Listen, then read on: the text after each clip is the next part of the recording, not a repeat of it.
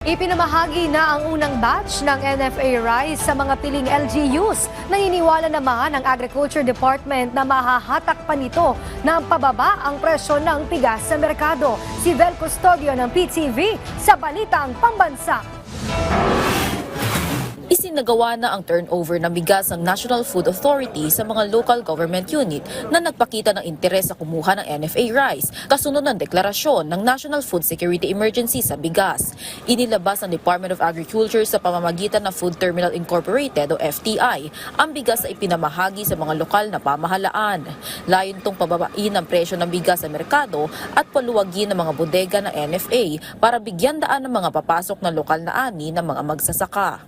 67 LGUs na ang nagsignify ng kanilang interes sa pagbili ng NFA rice. Kabilang dito ang San Juan, Valenzuela, Navotas at Camarines Sur.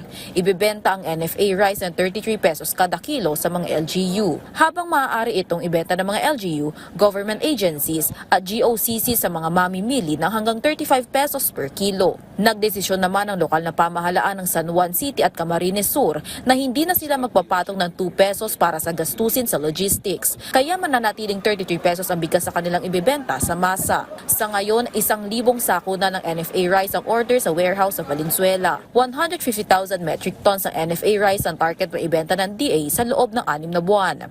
Samantala, naglaan naman si Pangulong Ferdinand R. Marcos Jr. na malaking pondo para bumili ng bigas sa mga lokal na magsasaka. Napagkasundaan namin sa NFA Council na mamimili tayo ng palay this year, 2025, ng minimum ng 23 pesos per kilo at pwedeng umabot ng 30 pesos per kilo, depende na sa market.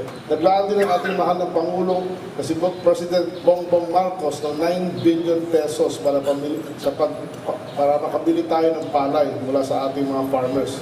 Karagdagang pondo ito mula noong nakaraang taon. Mula sa People's Television Network, Vel Custodio, Balitang Pambansa.